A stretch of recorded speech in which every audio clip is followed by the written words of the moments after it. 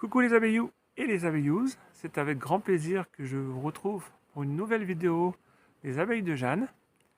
Et donc je vous remercie une nouvelle fois pour tous vos commentaires, pour votre bienveillance. Ça fait un grand plaisir toujours. Je m'excuse par contre pour le bruit du vent qu'on entend bien trop souvent dans la vidéo précédente. C'est pas quelque chose que j'ai pu contrôler, donc j'essaierai dorénavant de le faire d'une façon différente ou de m'équiper un peu mieux pour pouvoir pallier à ces problèmes de bruit de vent qui ne sont pas très agréables sur cette vidéo. Ce que je vous propose aujourd'hui, c'est de visiter quelques colonies Jeannette, de profiter pour resserrer aussi ces colonies. Ce sont des colonies sur lesquelles j'ai pris beaucoup de cadres cette année et donc qui sont d'un nombre de cadres assez variables. Et donc je voudrais pouvoir égaliser toutes ces colonies pour pouvoir les pré-hiverner. Je sais que ça fait un peu tôt, mais c'est vrai qu'on commence déjà à parler de pré-hivernage. Et tant qu'on y est, nous parlerons aussi de traitement varroa, puisque je profite de resserrer mes colonies pour faire également mon traitement varroa. Le temps de mettre la voilette et on se retrouve aux ruches. A tout de suite. Alors avant de poursuivre, que je vous explique un peu ce que j'ai fait avant, je suis passé il y a environ une semaine pour ouvrir ces colonies, pour pouvoir les vérifier, voir que tout allait bien. C'est le cas. Et par contre, étant donné que j'ai pris quand même pas mal de cadres pour faire des essaims, donc le nombre de cadres est très variable. Il y a des colonies qui sont sur 6 cadres, d'autres sur 8, d'autres sur 9. C'est très variable. Et donc quand j'arrive dans un rucher comme ça, tout simplement, je cumule la totalité des cadres que j'ai sur tout le rucher, je le divise par nombre de ruches, et là je sais que ça me fait une moyenne de 6 à 7 cadres. Donc à savoir que je vais faire en sorte que toutes ces colonies hivernent sur 6 à 7 cadres. Ensuite, je vais donc les resserrer, tout simplement pour que ces colonies aient bien chaud pour cet hiver, et aussi pour qu'elles soient proches de leur réserve. Moi, étant donné que je travaille avec des nourrisseurs bois qui sont sur la totalité de la ruche, ça ne pose pas de problème que je puisse pousser mon essaim sur le côté gauche ou sur le côté droit, ça ne pose aucun souci. Maintenant, pour les gens qui travaillent avec des nourrisseurs en plastique, et donc où vous avez un couvre-cadre percé en plein milieu, dans ce cas-là, pour ces personnes, je leur conseille vivement d'avoir deux partitions, ce qui permet de pouvoir resserrer la colonie, mais aussi de bien pouvoir la centrer pour qu'ils aient accès au candy ou au sirop si le besoin s'en faisait. Voilà. Alors donc nous allons commencer par cette première colonie, à savoir que les trois qui suivent sont déjà sur 6 cadres, d'après ce que je vois. J'ai noté sur les toits en passant il y a une semaine. Donc ce sont des colonies où on n'aura pas besoin de rajouter de cadres, au moins pour ces trois-là. Donc on va regarder un peu où ça en est.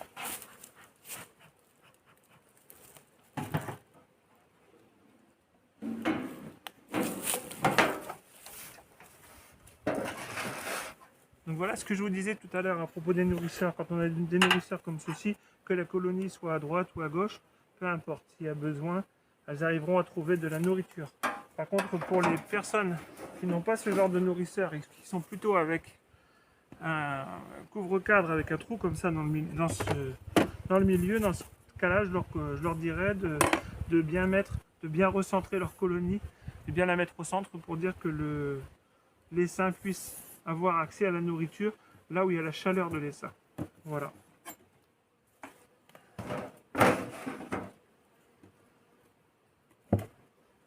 Non, c'est pas trop collé.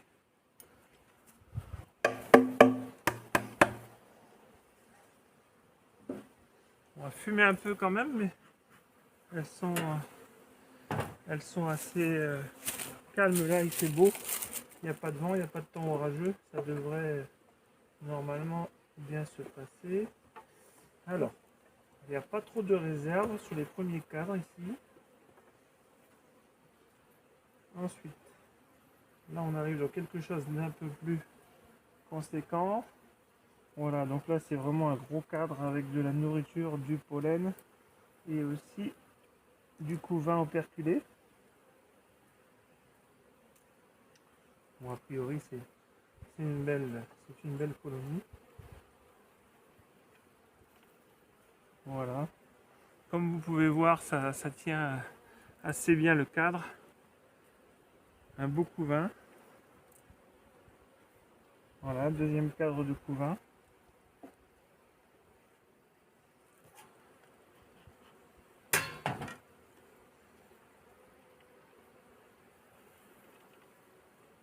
Un troisième cadre avec une belle ponte.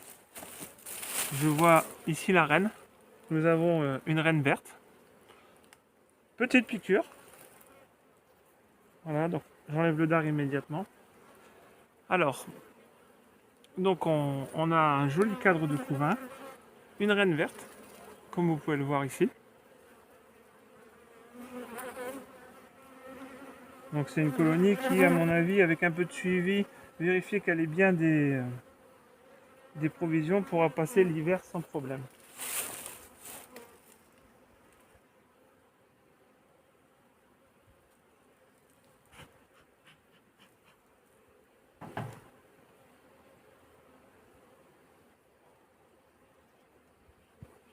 Voici.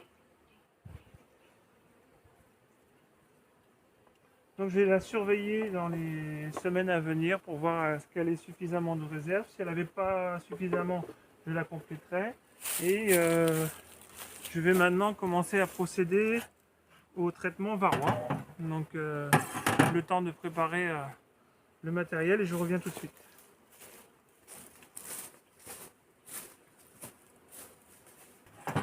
Voilà, alors donc concernant le traitement varroa, je ne donnerai pas de marque spécifique ou autre. Moi il se trouve que cette année c'est celui-ci. Je vais d'ailleurs mettre des gants. Alors je vais donc mettre en place ce traitement varroa. Bon, à savoir que j'ai oublié les gants à la maison tout simplement. Donc je vais prendre des vieux gants qui me servent pour faire les dernières corvées, on va dire, avant de les jeter. Et puis une fois posé les traitements, je les mettrai à la poubelle pour en mettre d'autres. Alors c'est vrai que mieux vaut avoir des gants plutôt étanches. C'est quand même mieux puisque dans les lanières, il y a quand même des produits qui peuvent rentrer dans notre organisme et qui ne sont pas forcément bons pour la santé. Donc pour cet après-midi, je mettrai donc ces vieux gants là. Donc le traitement que j'ai, bon, je ne vais pas citer de marque, c'est ça, ce sont des lanières, rien de spécifique, traitement avec AMM, acheté en pharmacie ou dans votre GDSA. À savoir que c'est un traitement qu'il faut poser pendant au moins 6 semaines, qui doit être enlevé au maximum dans 8 semaines. Donc pour éviter que le varroa s'accoutume au produit, étant donné que au bout de 8 semaines, le traitement, la dose de produit que contiennent les lanières va commencer à cesser son efficacité. Et par contre, c'est le moment où le varroa pourrait donc s'y habituer et se préparer, on va dire, se renforcer, s'organiser et pour les saisons prochaines. Et dans ce cas-là, le traitement sera de moins en moins actif. Donc en ce qui me concerne, j'utilise ce genre de lanière toute simple que je vais, là on est sur un essaim qui est sur 6 cadres, donc je vais mettre une seule lanière et je viendrai la retirer donc dans 8 semaines, c'est pas compliqué. De moi je pose mes lanières début août et je les enlève début octobre. Donc comme ça pour moi c'est tout simple. Donc ça c'est mon traitement d'été.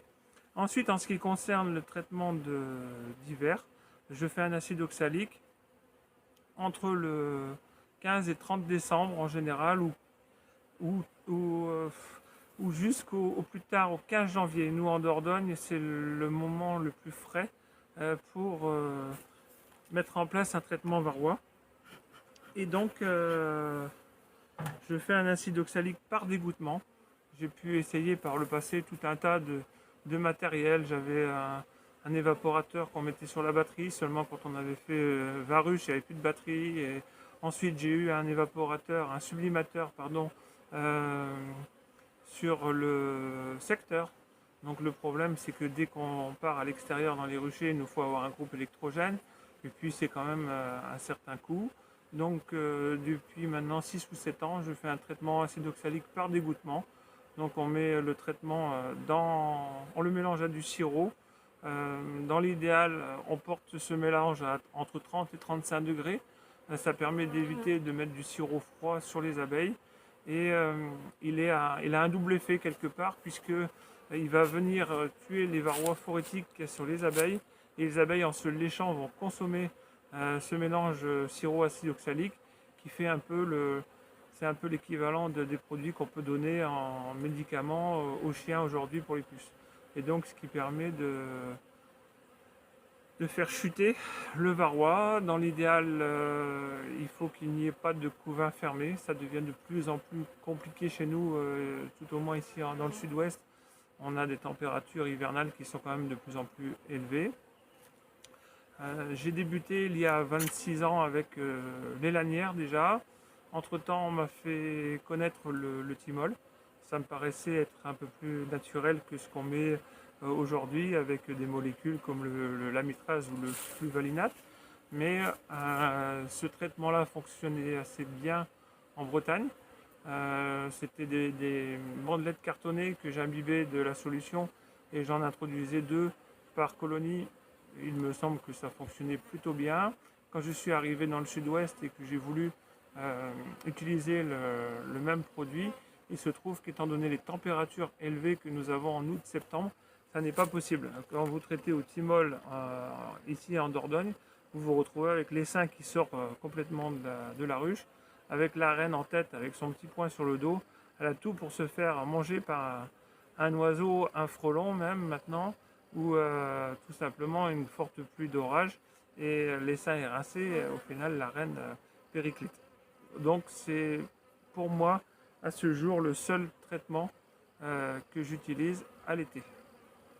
Donc voilà, ce sont des lanières toutes simples.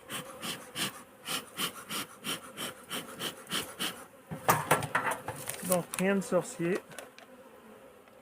Ce sont des petites bandelettes caoutchoutées imbibées d'une solution contre le varroa. À savoir que donc ce traitement, comme je vous le disais tout à l'heure, dure 8 semaines. Là, je sais où est mon couvain, donc je le mets en plein milieu du couvain. Et dans l'idéal, étant donné que c'est un traitement de 8 semaines, il faudrait dans à peu près 4 semaines, dans un mois, venir le déplacer, puisque les abeilles vont avoir tendance à déplacer leur couvain si la lanière leur déplaît. Et donc dans ce cas-là, de déplacer la lanière, et parfois il se peut qu'elle l'ait propolisée, de la gratter un petit coup et de la remettre à un autre emplacement pour avoir le maximum d'efficacité de ce traitement. Voilà.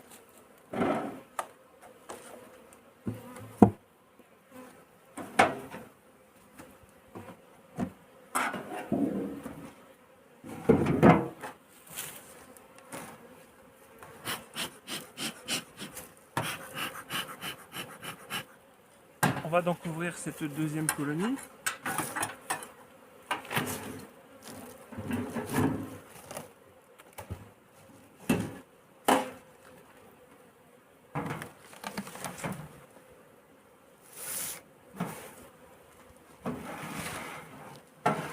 Bon, ça a l'air plutôt cool. Donc à savoir que quand je hors vidéo, j'avance beaucoup plus vite que ça, et heureusement pour moi quelque part. Alors là, on a affaire à un cadre. Il y a un peu de miel, mais c'est pas formidable. Savoir que ce sont des colonies sur lesquelles, au fil de la saison, j'ai pu prendre quand même une douzaine de cadres à peu près. Hein. Donc il est normal qu'elles ne soient pas remplies.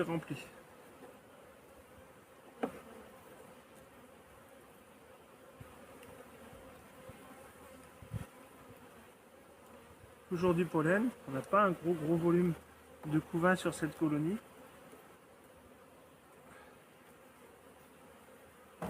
Quoique, c'est pas si mal. C'est pas si mal. On a aussi une très jolie pente. Mais c'est une colonie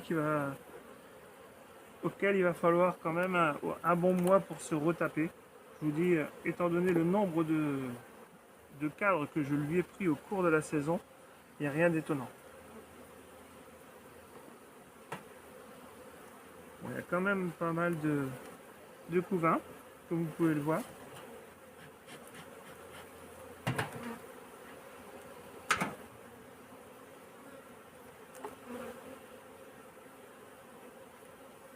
Voici. Bon, là on a une couronne de miel, mais pour l'instant c'est une colonie que je vais surveiller de près. Et si j'ai pas suffisamment de rentrée de nectar avant la fin du mois de septembre, je pense que c'est une colonie à qui je donnerai un peu de sirop.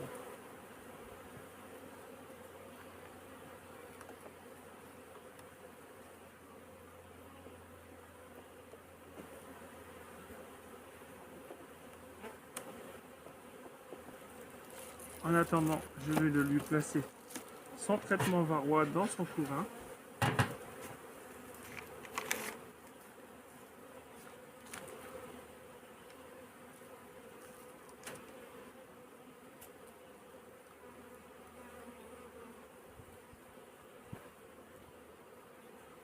Voici.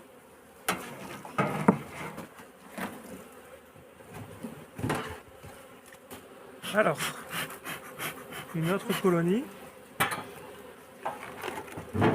Toujours sur 6 cadres apparemment.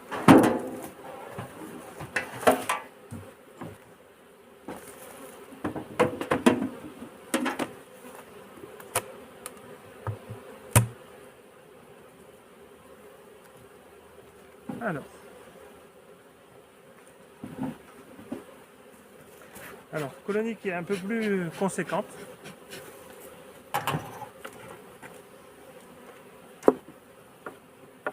Sur 6 cadres également, mais qui a eu le temps déjà de récupérer un peu plus que les autres.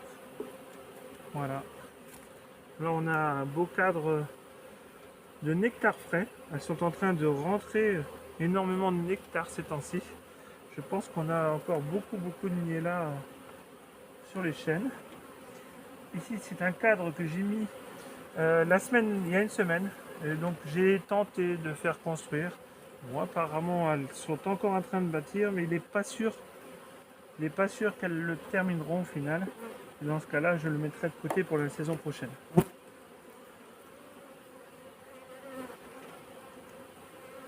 Ce cadre-ci, avec du couvain, de la ponte, très belle ponte.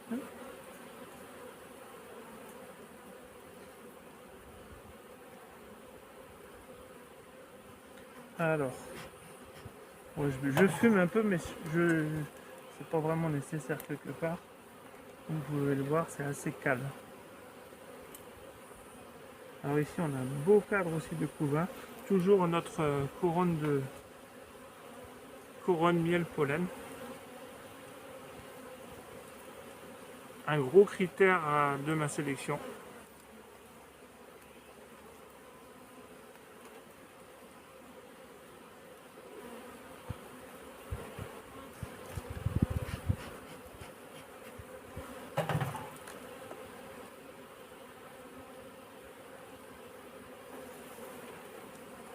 Voici, 4 de couvain, la reine, une toute petite reine, mais qui, comme vous pouvez le voir, fait bien son travail malgré tout, mais c'est vrai qu'elle est un petit peu courte celle-ci.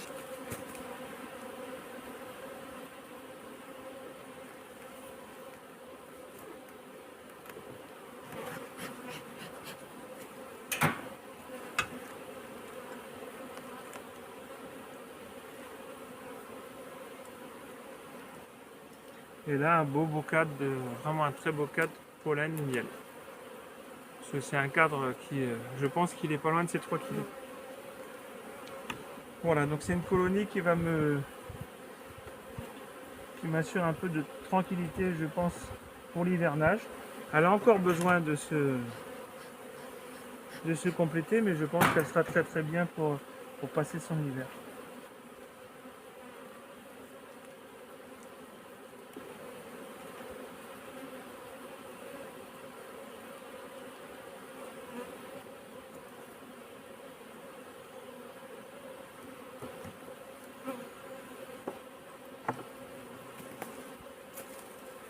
Alors, que j'oublie pas mon traitement varroa. Voici. Voilà, plein fer.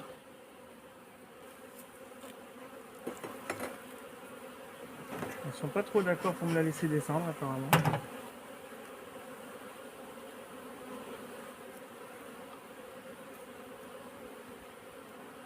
Voilà. Un petit peu plus nerveuse cette colonie-ci. On les embête un petit peu aussi, il faut dire. Alors je vais continuer sur ma lancée de ruches et je vous reprends dès qu'on a une colonie qui est un peu plus forte ou un peu plus faible, histoire de vous faire voir comment je les égalise. A tout de suite.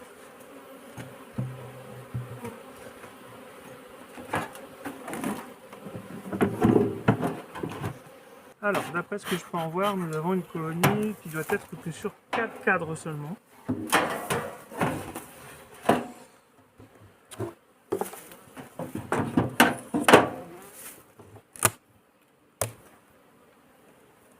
Effectivement. Non, elle est sur 5 cadres. Je disais sur 4 cadres, elle est sur 5.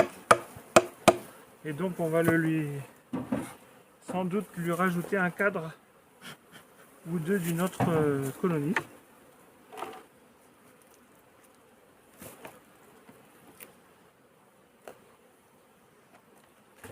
Alors, de quoi elle a besoin cette colonie? Se rajoute un cadre. Donc, elle a du couvain et de la nourriture.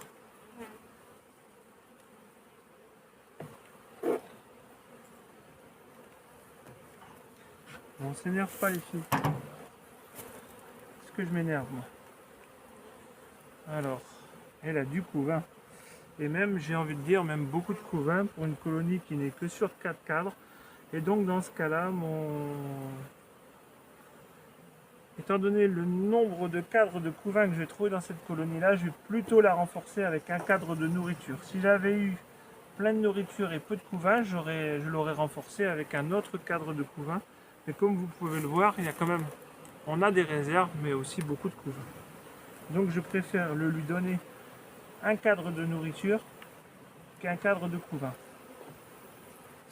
Alors, j'ai vu qu'elle avait une voisine qui avait 10 cadres. Et donc du coup, je vais prendre un cadre à la voisine pour pouvoir renforcer celle-ci.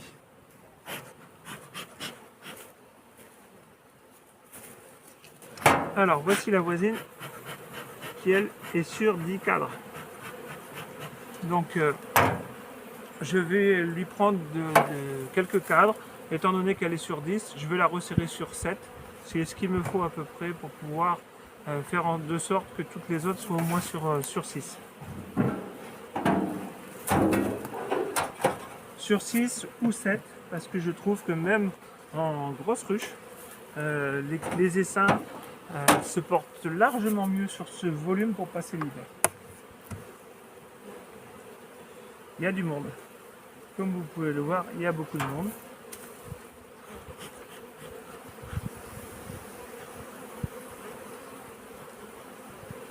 Ça a l'air plus nerveux.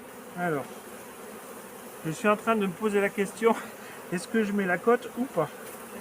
Je vois que c'est un petit peu plus nerveux. Je vais voir ce que ça donne en ouvrant.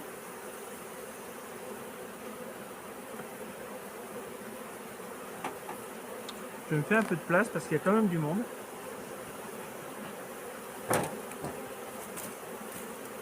Alors,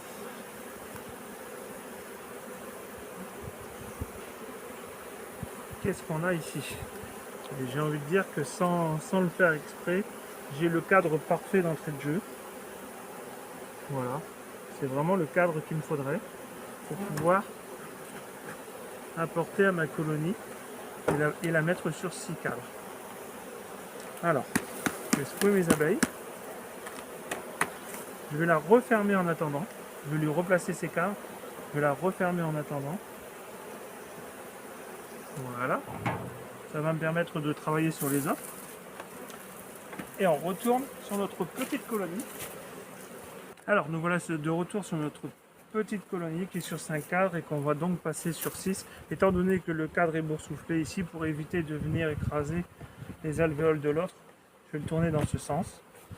Et là, normalement, c'est une colonie qui devrait avoir ce qu'il faut pour pouvoir hiverner. Encore qu'on n'est pas encore rendu là et qu'il va falloir la surveiller bien d'autres fois avant. Mais là, je sais que dans l'immédiat, elle a ce qu'il faut pour tenir. Et je vais pouvoir lui donner son traitement varroa également.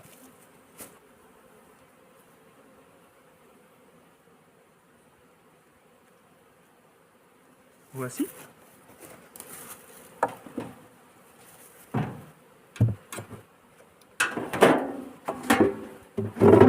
Voilà, notre colonie renforcée va donc être prête à pouvoir passer un pré-hivernage. Bien sûr qu'elle va être revue tous les 15 jours à peu près, je passe sur mes colonies, mais elle va pouvoir être revue d'ici 15 jours. Je vais bien sûr changer au marqueur le nombre de cadres que j'ai sur ma colonie pour pouvoir m'y retrouver la prochaine fois. Alors donc voici le travail que je vais poursuivre dans ce rucher. Si j'ai un cas un peu spécial, je vous dis de venir voir avec moi. Et puis sinon en attendant, je ne vais pas vous filmer toutes les colonies comme ça, puisque vous avez bien compris le sens, c'est pas compliqué, c'est juste qu'il me faut entre 6 et 7 cadres par... il y en a une qui me tourne devant le nez, par colonie afin de pouvoir les pré-hiverner, et puis le traitement varroa pour chaque colonie afin d'assurer, je l'espère, un bon hivernage. Il y a Stéphane qui m'a posé une question à propos de la dernière vidéo et qui m'a demandé au niveau des hausses comment je travaillais. Si je rajoutais des hausses par le dessus ou par le dessous. Alors tout dépend du type de récolte auquel j'ai affaire. Je ne fais pas spécialement les cultures, mais si je pose mes colonies, si j'avais à poser mes colonies sur du colza, eh bien dans ce cas-là, je doublerais par le dessus. C'est-à-dire que je laisserais la première hausse pleine au contact de la colonie pour pouvoir garder la chaleur. À savoir que le colza, c'est un miel qui cristallise très vite dès qu'il se refroidit. Et donc, je laisserai la première hausse de colza sur la colonie et je doublerai par le dessus. Ensuite, si j'ai affaire à d'autres mielés, ça pourrait être du tournesol, mais même du tout de fleurs de printemps ou d'été, dans ce cas-là, par principe, je doublerai plutôt par le dessous, ce qui permet aux abeilles de pouvoir avoir un accès plus rapide, de ne pas avoir à traverser toute la première hausse pour arriver à la seconde. Voilà la raison pour laquelle je doublerai par le dessous, en sachant que le miel, un miel d'été comme maintenant de forêt, de miela ou autre, ne va pas cristalliser. Il va rester, c'est un miel qui est plus ou moins épais, mais il va rester de la même consistance, même s'il se refroidit un peu. Donc on peut se permettre de doubler par le bas.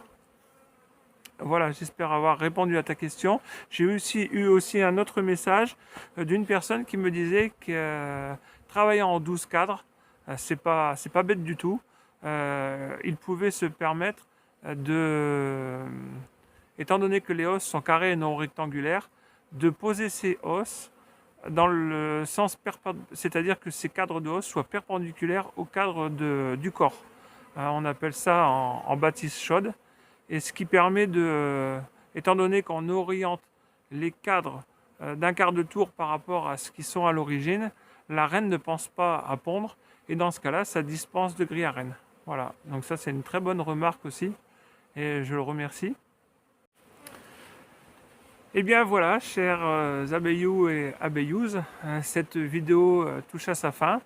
Nous nous retrouvons vendredi prochain pour un sujet lié au pré-hivernage toujours, et plus